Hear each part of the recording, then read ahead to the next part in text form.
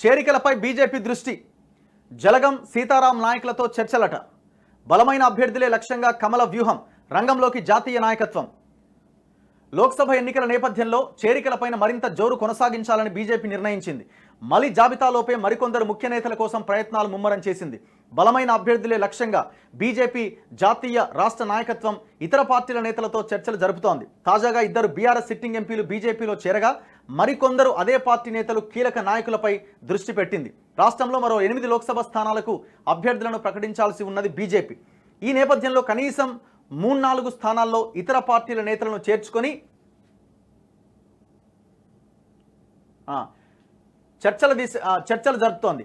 ముమ్మర కసరత్తు. ఖమ్మం లోక్సభ స్థానం నుంచి బలమైన అభ్యర్థిని దింపాలని భావిస్తున్న బీజేపీ మాజీ ఎమ్మెల్యే జలగం వెంకట్రావు లక్ష్యంగా ముందుకెళ్తున్నదట. పార్టీ కీలక నేత ఎన్ కిరణ్ కుమార్ రెడ్డితో జలగం భేటీ అయ్యారు. మహబాద్ బీఆర్ఎస్ టికెట్ను సిట్టింగ్ ఎంపీ కవితకు ఆ పార్టీ ప్రకటించడంతో మాజీ ఎంపీ బీఆర్ఎస్ నేత సీతారాం నాయక్తో పార్టీ రాష్ట్ర అధ్యక్షుడు కిషన్ రెడ్డి చర్చించారు. ఆదిలాబాద్ సిట్టింగ్ సోయం బాపురావు పట్ల పార్టీ మొగ్గు చూపుతూనే బలమైన అభ్యర్థుల కోసం అన్వేషిస్తోంది. ఇటీవల ప్రధాని మోదీ ఆదిలాబాద్ ఎన్నికల బహిరంగ సభలో పాల్గొన్నారు. సిట్టింగ్ స్థానమైన ఆదిలాబాద్ను నిలబెట్టుకోవాలి అనే లక్ష్యంతో కసరత్తు జరుగుతోంది. ఇటీవల శాసనసభ ఎన్నికల్లో బీజేపీ లోక్సభ స్థానం పరిధిలో 4 చోట్ల విజయం సాధించింది. ఈ క్రమంలో ఇక్కడ సామాజిక సమీకరణాలకు ప్రాధాన్యమిస్తూ అభ్యర్థి ఎంపిక ఉండాలని బీజేపీ జాతీయ నాయకత్వం భావిస్తోంది. ఇతర పార్టీలోని ముఖ్య నేతలతో పాటు మాజీ ఎంపీ అభ్యర్థిత్వం కోసం ప్రయత్నిస్తోంది. ఇక్కడ ఆయన మీద కొంత వ్యతిరేకత ఉన్నది. దాంతోపాటుగా ఆయన మోడీ సభ కూడా హాజరు కానట్టుంది అంతకు ముందు. అండ్ ఇప్పుడు ఎవరైతే 4 బీజేపీ ఎమ్మెల్యేలు ఉన్నారో వాళ్ళు తీవ్రంగా ఆయన అభ్యర్థిత్వాన్ని వ్యతిరేకిస్తున్నారు. అందుకే ఆ స్థానం హోల్డ్లో పెట్టింది బీజేపీ. మహబూబ్ నగర్లో మాత్రం ఇప్పటికే పార్టీలో పదవుల్లో ఉన్న నేతల్లో ఒకరిని ఎంపిక చేయబోతున్నది. పార్టీ జాతీయ ఉపాధ్యక్షురాలు డీకే అరుణ, ముఖ్య నేత జితేందర్ రెడ్డిల మధ్య గట్టి పోటీ కొనసాగుతోంది.